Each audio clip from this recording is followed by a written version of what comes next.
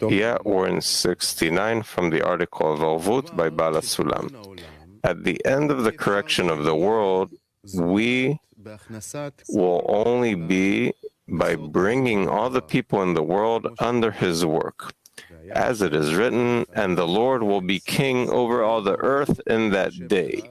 The Lord will be one and his name one. The text specifies on that day and not before. And there are several more verses, for the earth will be full of the knowledge of the Lord, and all the nations will flow unto him. But the role of Israel towards the rest of the world resembles the role of our holy fathers towards the Israeli nation, as the righteousness of our fathers helped us develop and cleanse until we became worthy of receiving the Torah. For were it not for our fathers who observed the whole of the Torah before it was given, we would certainly not be any better than the rest of the nations. So it is upon the Israeli nation, through Torah and mitzvot, to qualify itself and all the people of the world to develop until they take upon themselves that sublime work of the love of others.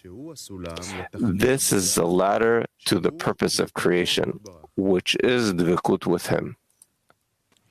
Yes, this is how we should see the continuation of our work from Abraham, who by himself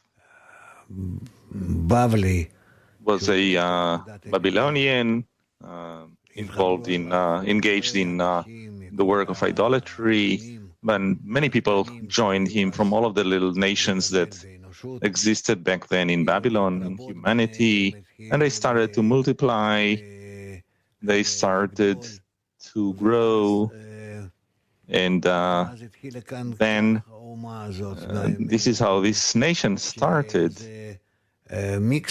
from this mixture of all of those little nations that were in Babylon, and they all gathered according to their intention, and they call themselves Yashar Kel, Israel.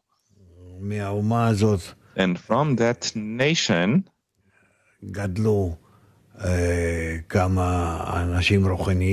grew several spiritual people who started to accompany them, Isaac, Jacob, and others, the sons of Jacob, etc.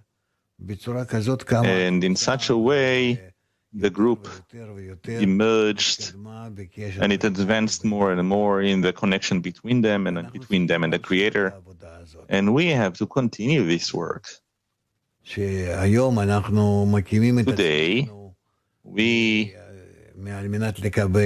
are raising ourselves in order to receive from the klipa, the shell, following the sin, that from the kedusha, the sanctity that they had, we should see ourselves as continuing their path, the path of that group.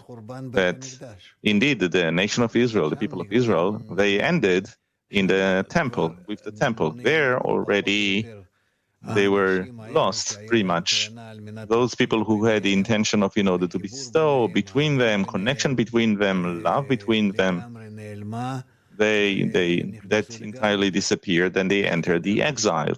That is what is called the exile, where there is no connection between them in order to bestow. And then what happens is that now we once again must resurrect from these remnants, from the broken kelim, which are all of us.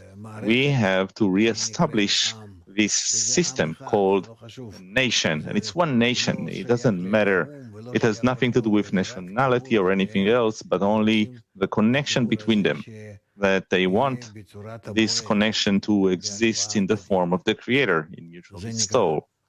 This is what is called the nation of the Creator, the nation of the Lord. And this is the form that now we have to establish. Therefore, each and every little group, each 10, is actually doing such work. And we must later assemble these parts, these tents between them more and more until we will reach a state, and according to how much we will assemble the tents together, we will start to feel that by this we are rising on the degrees of the attainment of godliness. And this is how we will advance till the entire world, in the end, will enter this system. And it won't help, and nothing will help. Nature has a plan, and this plan is for all of us to be in a single system, a single nation. And this will work on us, whether we want to or not.